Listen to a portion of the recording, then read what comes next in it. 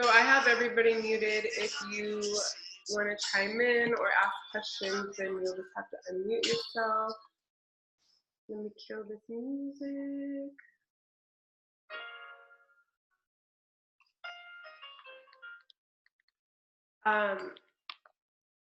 Okay. Let me have my phone, Lily. So welcome back, everybody, or if it's your first time joining, thank you for coming on. I caught a bad cold this past week, so I'm a little under the weather. You gotta forgive me. I'm like stuffy, but so we had a great conversation last week. If you were there, you were there. If you missed it, the recording got sent out. If you're just registering for the first time, then you don't have the recording, just hit me up. I can send it to you. So there was so many questions that we didn't even get to. So I just pulled out some of the other top ones that we didn't get to. So I'm gonna just jump right into that, and then we'll open it up for questions if anybody has. The first one that I want to touch on that was pretty big was mom guilt. And so the question was basically, how do you guys get past guilt when you're wanting to do stuff together or with each other, or basically when there's kids involved? And so I just titled that mom guilt, because usually it's the women who are feeling more guilty than the men. Not always, though. There are lots of dads who, you know, my husband's not like this, but I know tons of people who their husband or their significant other is very much like, I don't want to leave the kids, or let's just do this, or let's just do that. And it's hard for the men too. So whether it's you, your significant other, or both of you guys, the way that I would suggest overcoming this, and again, like I said last week, I'm not the answer to all things. So this is just my 2 cents, and I wanted to create this forum instead of going live on Instagram for us to chime in. So if you guys have other ways that you're having good success in your relationships with some area that we touch on, please unmute and share, because we're all here to learn from each other. So it's not me, the expert, and you guys, the listeners. Like, I really wanted to create a space where we're chiming in. And so one of the things, though, that helps with mom guilt, I consider myself to be very good at overcoming mom guilt, but I think that it's because I just remember that if, like, okay, so for example, let's just say you're going on a date with your significant other and you're feeling guilty about leaving your child. In that moment, I would challenge you to ask yourself, which scenario do you think is better?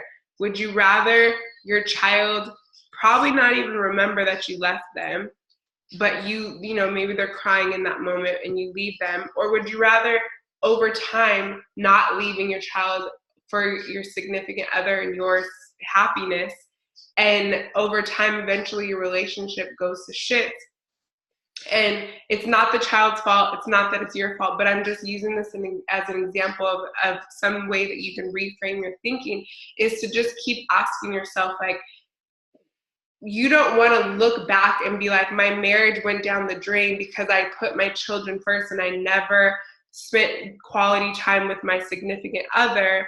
And then, you know, here I am now with a bad relationship, all because I would never leave my kids.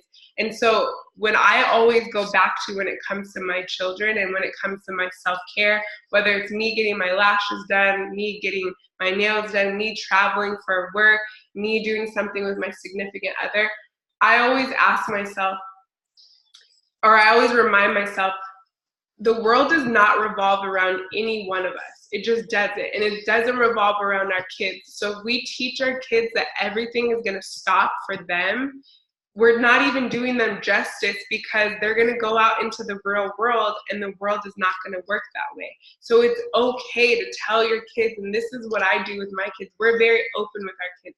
We have conversations. So my husband will tell our daughters, like, Daddy's taking mommy on a date because that's what me and mommy used to do before you guys were here. And we like to do that together. And then, you know, here's where I'm excited for the vision board workshop that I'm going to do, because I'm going to teach some of the things that we do in our family. But like, here's where this comes into play. My husband taking each of our daughters out on dates, or me, like us having a a day of the month for our children. We do all of those different things so that we don't have to have as much guilt when it comes to us wanting to do things, because now they have something to look forward to. Like, okay, it's mommy's turn to go on the date, but I know my date night is coming, or I know my time to myself is coming.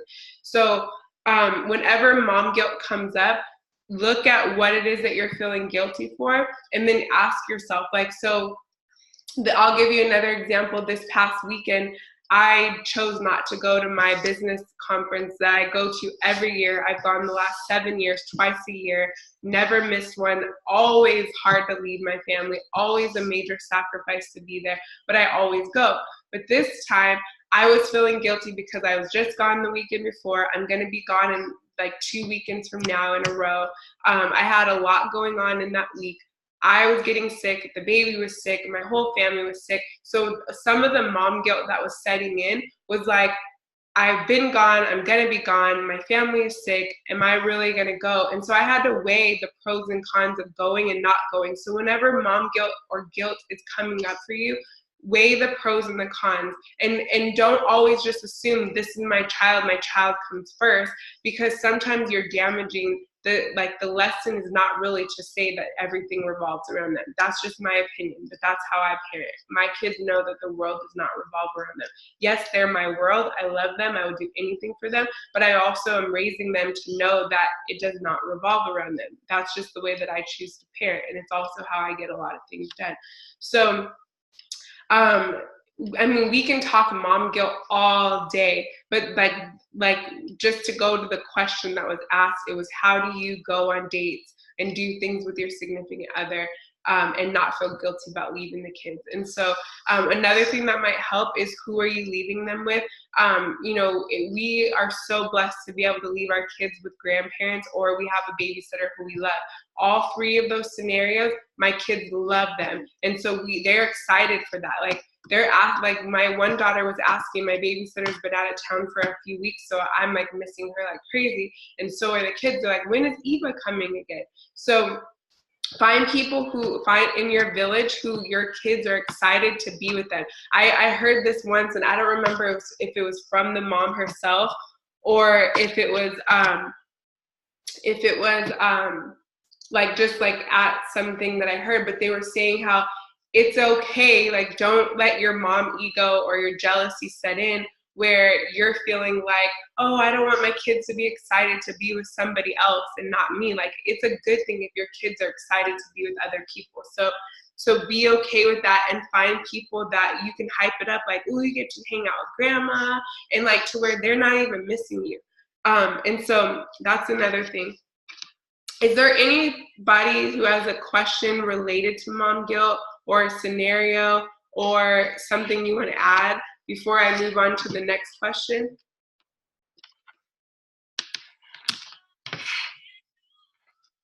Okay. Remember, you guys are muted, so if you do, you gotta unmute yourself. Okay, so like I said, that topic, I can go on and on and on about mom guilt, but the last thing I will say to wrap that one up is, when you're feeling guilty, ask yourself where the guilt is coming from, in the sense of like, are you comparing yourself to somebody else? Because like a lot of my mom guilt would come from like, I feel guilty that I'm leaving my kids and going to this conference, or I feel guilty that my baby's 6 weeks old and I'm going on a date with my husband. But that's all rooted from comparing myself to moms who aren't doing that. And one time I had a conversation with a good friend of mine, and I think she hadn't left her kid, like I think the kid was like 2 or something, and she hadn't left her baby yet.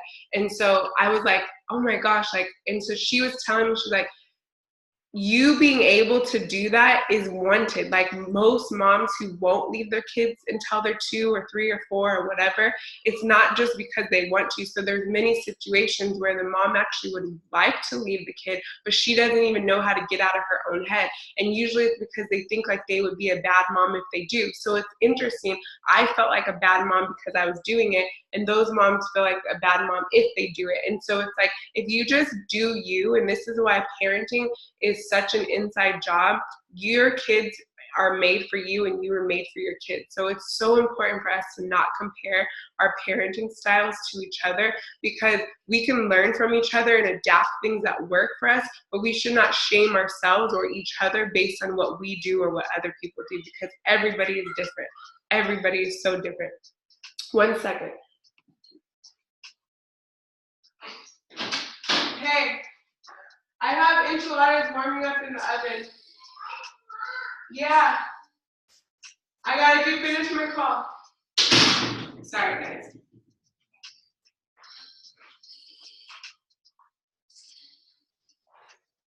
Okay, so the next question that was a big one was sex. There was lots, we probably won't even get to them all, but I wanted to just touch on like a couple of them. So one of the questions was, how do you handle like when you're not in the mood and you don't want to have sex, but your partner does? And so I would argue that this probably is asked by someone who A, has kids, and B, has probably been with this person for a long time. Because I always joke like the first 5+ years of my relationship, it was like oxygen. Like it was just like morning, noon, and night, no questions asked.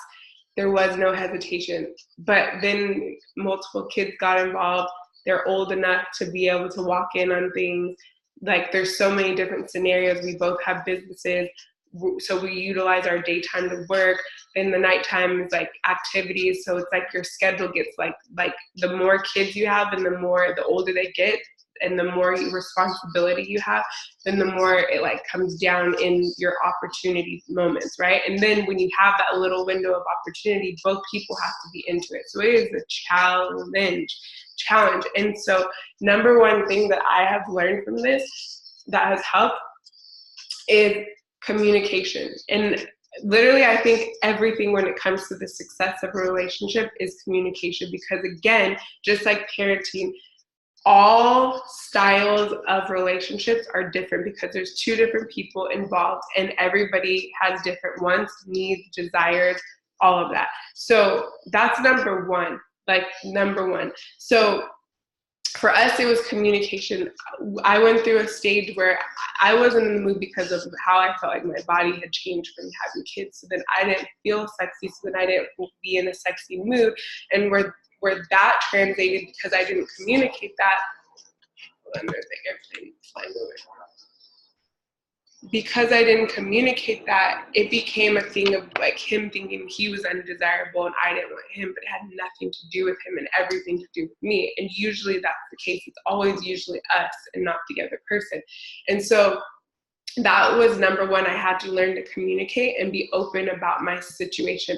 I'm just not in the mood because XYZ, this is what's happening. And it was a season for us that we had to just work through. And I did physical therapy, I did mental stuff, I did healing, I did all kinds of stuff to get through my own mental crap that was holding me back. And I was able to heal through that. So, but in the meantime of healing, I had to communicate because it was causing other ripple effects of, because of miscommunication of, oh, you just don't want me, or you're with someone else, or you're doing this, or you're doing that. And so you have to be clear on communication. So if you're not in the mood, number one, you need to have that conversation with your significant other and just be like, look, it's not you, it's me, but I gotta figure it out. And maybe it is them. Maybe they're like, for some reason, there is a problem with them. Then you need to figure out how can you communicate that. But 9 times out of 10, I find that it's a personal thing. And so I did hear this, which I was actually really shocked, and I don't remember where I was recently, but they were saying that the number one reason why marriages fail is because one of the people or both like gain weight or like lose their look. And I was very shocked by that, actually. I like that wouldn't seem like something to me that would be top on the list. But if that's the case, if you or the other person, it makes sense to me from the sense of like, if you're a woman and your body changes, like for me, like I literally shut down. I wanted nothing to do with it. So I could see how vice versa, how it could go either way. But I think if you can communicate that and then work through it, everything is a process that you can fix. So if you're aware of it and you address it and then you start working on it, like me, I was Googling, I was asking, I was going to doctors, I was finding ways to fix the problem that I had, and I worked through it. But if you don't know the problem, then you don't know how to fix it. So address the issue. Is it a mental thing? A lot of times for women, it's a mental thing because of two things. One, part of it is overwhelmed. Like I always tell this story and I'm not proud of it, but it's the reality where I was like in the act and I was like, did you, and I like fired off a to-do list thing. And I was like, oh my God, clearly I wasn't in it. Like, because if I was, I wouldn't have been thinking about that. But that's just the reality. So it's one of those things where overwhelm, like this is another thing I teach like in my like planning workshop, is like brain dump. Before I get in the bed, I write a to-do list of all the stuff that I didn't get to today and all the things that I'm going to be thinking about doing tomorrow so that I can get it off of my head.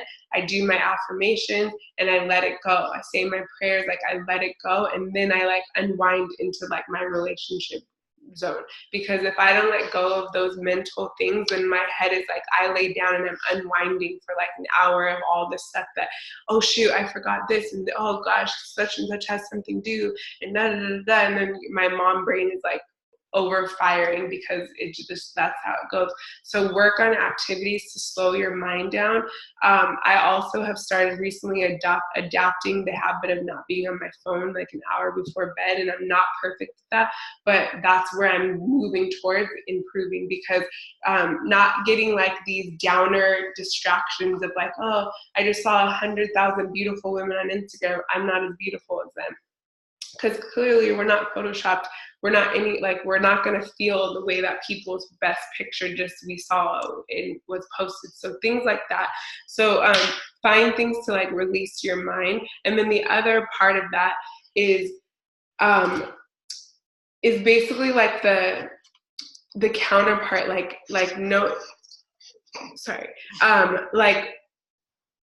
knowing what your significant other is wanting out of the situation can help with the being in the mood. So like, you know, if you have this understanding, like I think as women, we think they need it all day, every day, but some men, that's not even the case. Like if you can just give it to them quality times, a couple times a week, that's okay. So like, find those moments. Like if you have to for a while have to not be as spontaneous and you have to kind of plan it in, then that's what you have to do.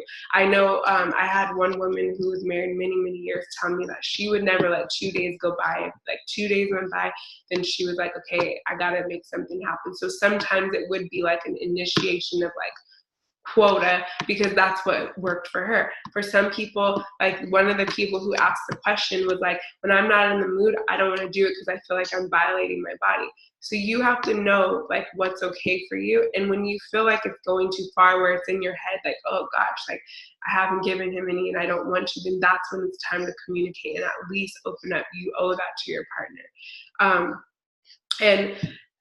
One of the other things that that has helped was like, aside from knowing like their expectation of like, you know, how much or whatever, I remember hearing this, it was like a sex astrologer, and they were saying how I guess like, it was insinuated that it was like you're doing it for them basically.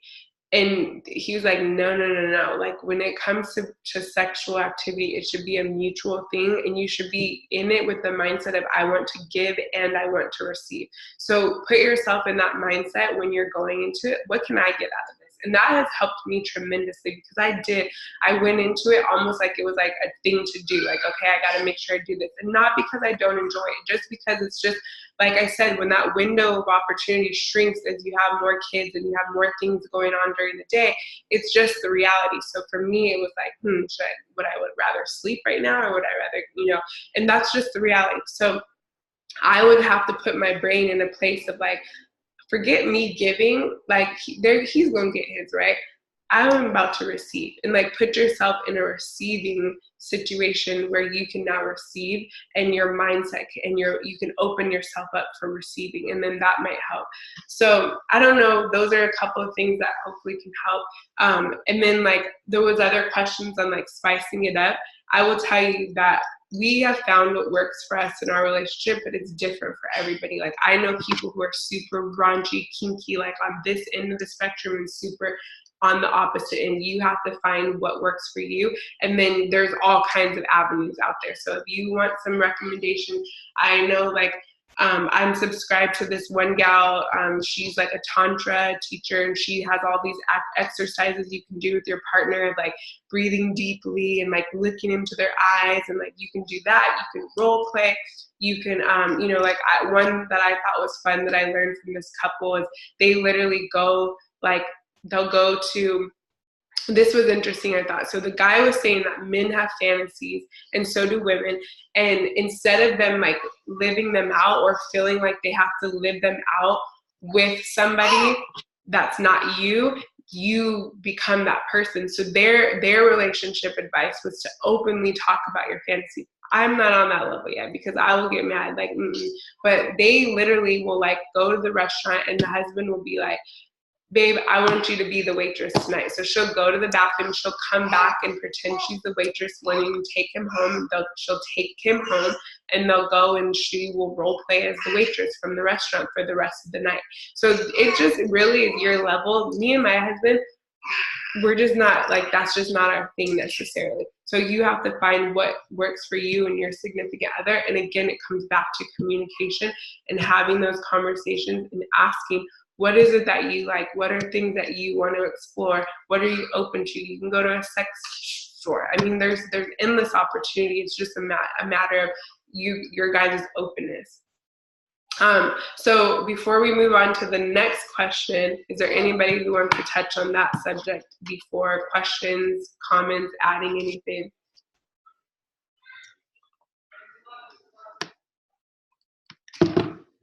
Okay.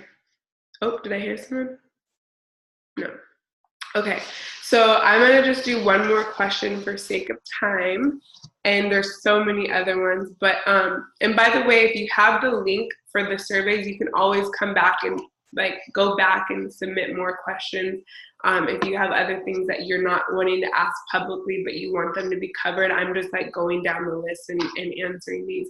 But the last one was, how do you get your man to open up and communicate more? So there was a couple of those questions, like how do you get him to communicate? How do you get him to be more open? How do you get this and that? I will tell you, for example, my husband is very not like the open up type, and I think it's for the most part a man thing. Like they're just not as like flowery, as I would call it, or not as like expressive and all that stuff. But ways that have helped with me is like just making it fun. Like I address the reality. So I always make fun of my husband in a way, like, oh, I know like you're not into that kind of thing, but like for example, like this is very minute, and I'm sure it has nothing to do like with what the person was actually asking, but like we did our date night box, and well, we didn't do it yet, but I opened it, and it was to make pancakes together and then play a board game.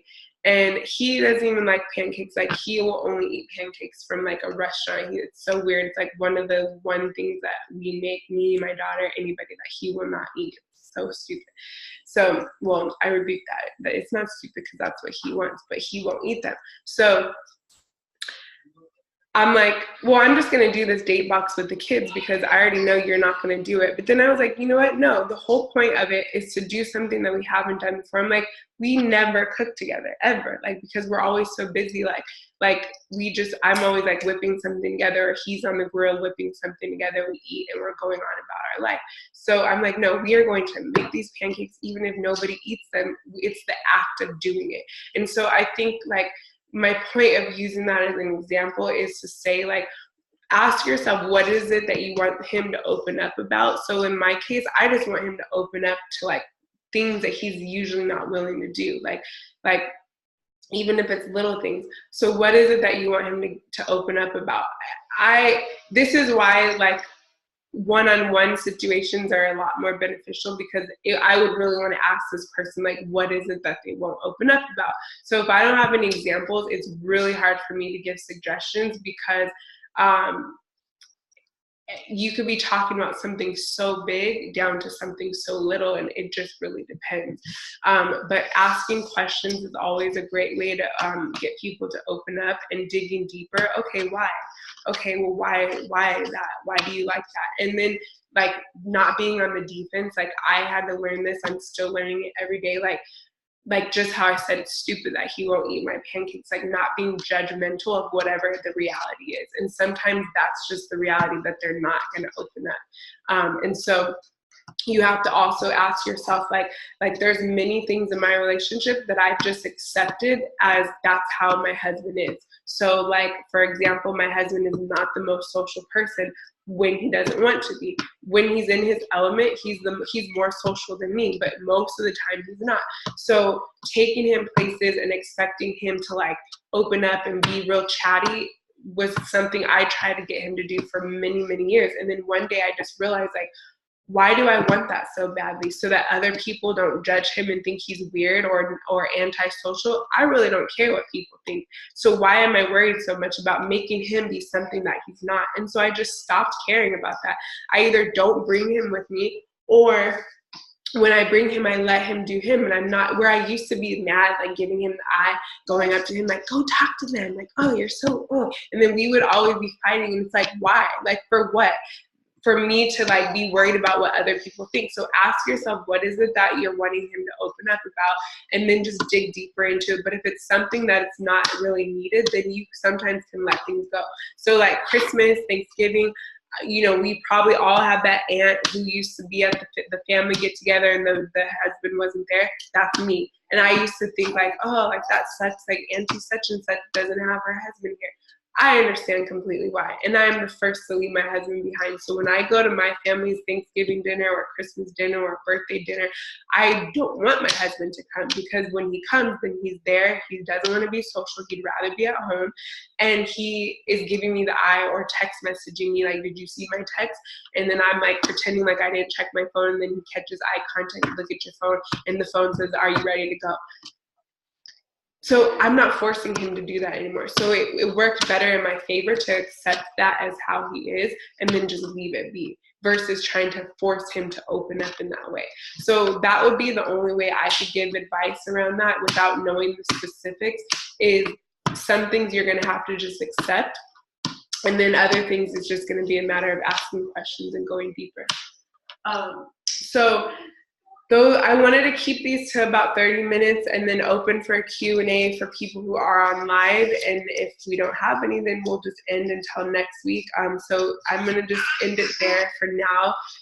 If you feel like this is helpful for people, please send them the link that you use to opt in. The reason why I'm doing it that way is because I want to like keep track of the people who are tuning in, so that I can follow up and I can connect with them and I can send them future information.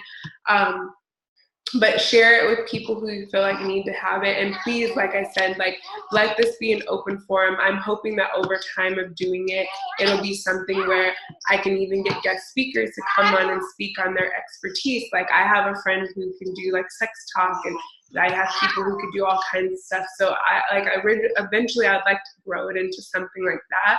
But for now, like, I just want to get us comfortable with having these conversations and creating a safe place. And again, if you guys have things to add in, always feel free to share, because I'm always learning from other people also. So I'm going to end it there. Let me know. I'm going to open it up now if there's anybody who has any questions before we go. Oh, Noli does. Noli has questions. You have questions, huh? Say hi, everybody. Okay. All right. Well, if nobody has questions, then I'm going to end it for today. Thank you guys for being here. I appreciate you. And I will see you next week.